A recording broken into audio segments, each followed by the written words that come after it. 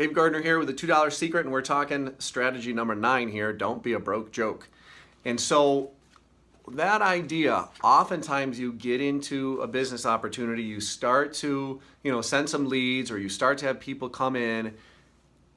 I don't have any money, okay? Or I can't do this, or I didn't realize I had to have an investment, okay? Or I didn't realize I had to pay for the product, okay?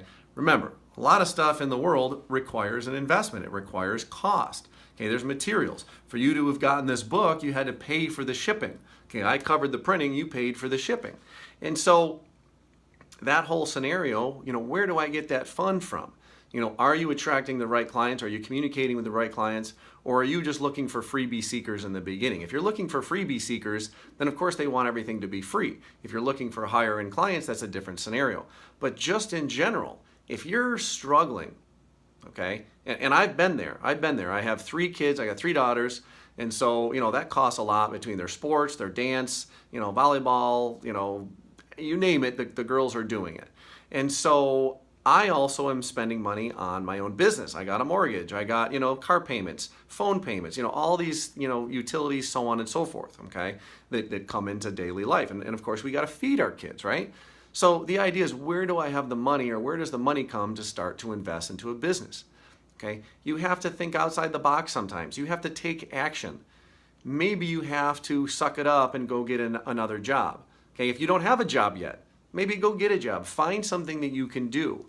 Maybe you go help out at a store, shelving cans.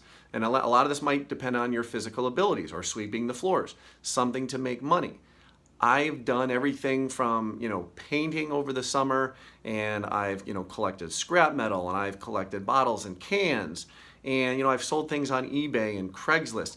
I mean, there's probably a ton of things sitting around your house right now that you don't need, and they're just collecting dust, and probably someone else might find value from them, and you could give them away. Or you could, sell them if you want to make some money, right?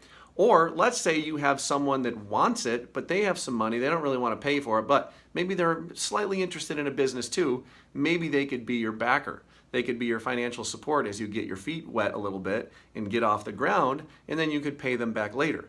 Maybe you have a family friend that could give you a business loan. Maybe they want to go into business with you, okay? So there's lots of options. You have to think outside the box of what you can do. And maybe there's a neighbor that just has a bunch of junk, and you just say, okay, I'll clean it for you, and then you sell it.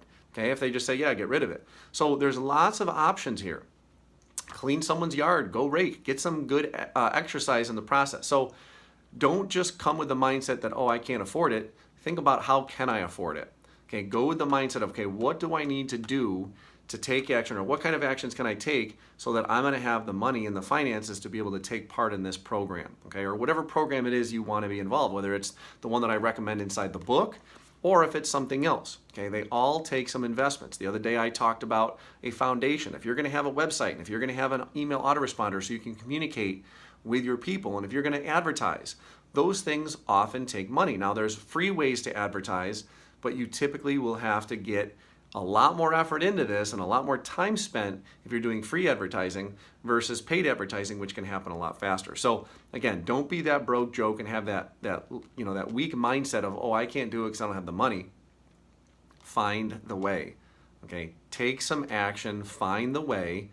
Look through your house. Okay, what aren't you using? What's old? What looks like an antique that maybe has value to someone else that's just been sitting in a box in your basement for years? Okay, so the other option, you could go to a thrift store. A lot of times you find some good things at a thrift store, and then you could resell them on Craigslist. So again, find the strategy, think outside the box a little bit, and start making some cash so that you can invest it. And then guarantee that anything that you make from that second job, that you're devoting directly into the business. Don't just take it and buy something else, okay? Direct it into the business. Now, take that back for a second.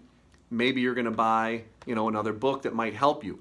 Maybe you're going to buy maybe a notebook and some pens and pencils so you can take notes on, and then you can post your notes. Maybe you're going to upgrade and buy, another software or a better blogging platform if you've only been using a free one.